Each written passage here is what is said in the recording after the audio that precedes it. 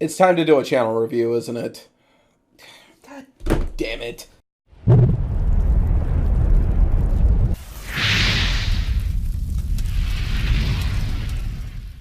What's going on, guys? Jkun Prime here with another video, and I've always felt insanely awkward doing a channel update video. Like, I never have a game plan for them. I constantly procrastinate when I know I need to do one, and for the most part, it's all just kind of done off the dome, and I just honestly feel like I never know what the hell to talk about.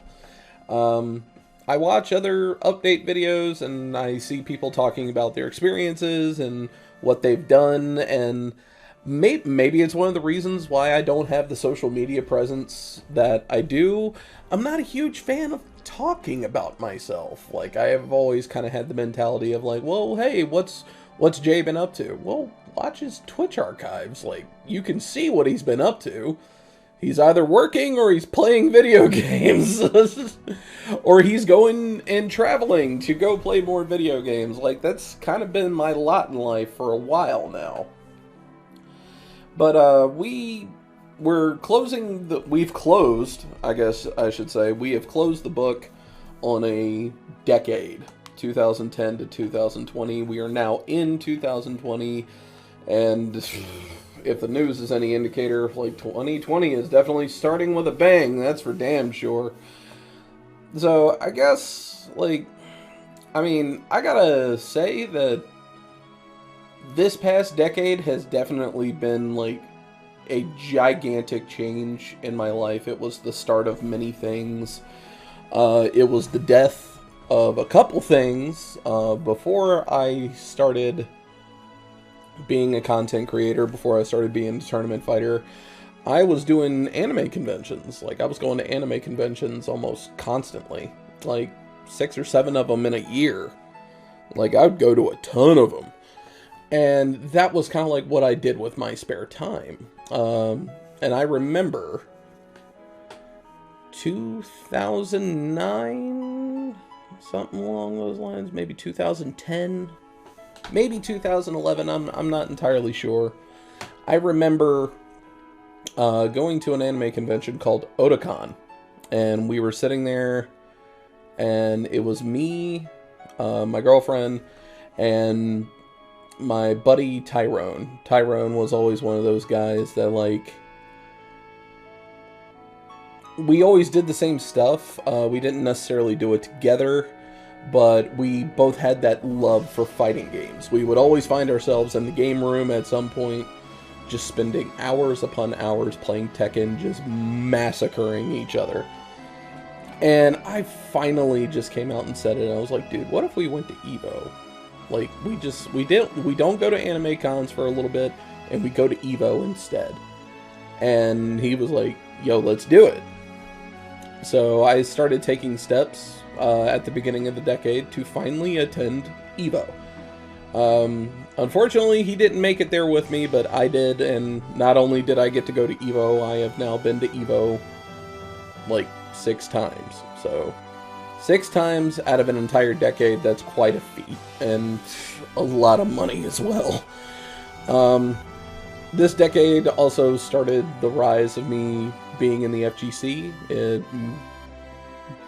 had me cross paths with some people I otherwise would have never met. And I've made some friends, I've made some enemies. Thankfully, I've made more friends than enemies in the FGC, that's for sure. Like, I try to go out of my way to be nice to everyone. I treat people how I want to be treated, and for the most part, that tends to pay off. And I'm very, very fortunate and lucky to have the friends and family that I do in the FGC. But it's never without its downsides. Doing tournaments has made me the most stressed I've ever been in my life. Tournaments easily became more expensive than doing anime conventions, just simply because anime conventions was something that, like, I could do pseudo locally. Like, I didn't have to fly anywhere to go to an anime convention. I gotta fly to go to some tournaments, and that gets pricey very, very quick because Richmond, Virginia only has one airport, and that airport knows it's the only airport, and they kind of rake you across the coals price-wise pretty bad. Which makes flying out of Virginia insanely expensive. Like, just unreasonably expensive at times. But let me quit rambling on about that.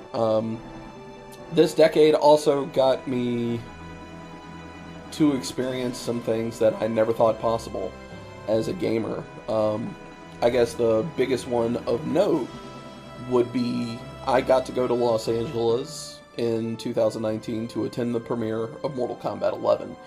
I had never attended a game premiere before. I never thought it was something that would be possible, especially for a know-nothing guy from Richmond, Virginia like me, who people barely know about me, if they know about me at all. I don't have the biggest audience. I don't have the biggest following. I am far from a top player. I'm far from the worst player, but I'm far from a top player. And those were just things that I was like, I don't have the proper connections for this. I don't have the know-how to get in touch with people that could get me in front of people that could make stuff like this happen. But thankfully, just being me and just trying to be the most positive dude I could be eventually got the attention of Tyler Lansdowne, the community manager of NetherRealm Studios, who gave me the opportunity to actually attend, and I'll forever be grateful to you, Tyler. Thank you so much. Love you to death. And the fact that I can pretty much come to you with just about any question really means a lot. It really, really does. And yeah, and see, this is what I'm talking about. I never feel like I know what to talk about. So, this is going on YouTube. How about we talk about the damn YouTube channel? So, the YouTube channel, I want to say 2, maybe 3 months ago. 2 months ago. Yeah, 2 months ago. Really started taking off and picking up steam. I had some videos that wound up doing remarkably well. One of them is still doing remarkably well. And after treating the YouTube channel for so long as basically just like a throwaway, a ditch archive, something along those lines, I eventually started changing the demographic of the channel. Like, there was still gameplay up there every now and then, but for the most part, it started kind of just being a reaction channel. I would react to movie trailers, I would react to video game trailers, character reveals, I would react to certain announcements or stuff like that. And I would do movie reviews as well, and I really started noticing that, hey, like, this is actually starting to kind of pick up speed, and I started seeing that subscriber count finally rise after it just sitting there for so long. Like, so long, hadn't been touched. And I just viewed it as a throwaway. Like, this is not where I need to be spending my attention. I need to be focusing on Twitch. And I've learned a lot over the course of this year that having YouTube and Twitch and having them together in harmony is 100% a necessity. Content creation, live streaming, game streaming, this is such insanely saturated market that next to nobody is going to gain any traction in this racket for quite some time without avenues into other platforms in order to draw attention to ultimately where you want it to be, which is Twitch. And it made me happier than I've ever been in my life to finally see, like, yo, this struggle on YouTube is actually starting to pay off a little bit. And I shamefully stole the line from my buddy Zero, stay the course. If this is something you really want, then stay the course. And that's what I've been doing. So shout outs to Zero for kind of giving me the kick in the pants of, like, you know, stick with it and it'll eventually pay off. But I feel like the channel always kind of suffers when there's not new stuff to react to. I put all different sorts of videos on there. I do fighting game, Mortal Kombat videos, I do Power Rangers Battle for the Grid videos, reaction videos to movies and video games, and then recently I started doing reaction videos and gameplay videos of Destiny. And Destiny is always going to be a curious beast. Like, the YouTube videos, reaction videos do insanely well. Gameplay videos of Destiny do okay. And then on the live stream on Twitch, nobody watches it. So it's kind of like, huh? Okay. So I always feel like the YouTube channel suffers a little bit when there's nothing for me to react to, since the reaction stuff seems to be what does the best. So I guess with the YouTube channel, the plan is going forward, like, I'll react to as much as I possibly can. I'm still going to kind of stick to my guidelines, though. I'm not going to react to something I have zero interest in, because, trust me, that won't be a good time for anybody. And if I've already seen it, I won't react to it. I don't like acting for you guys. Like, the whole point of a reaction video is to get someone's genuine reaction to things. And yeah, like, and I had it happen a couple times, just this year too, especially with Mortal Kombat 11.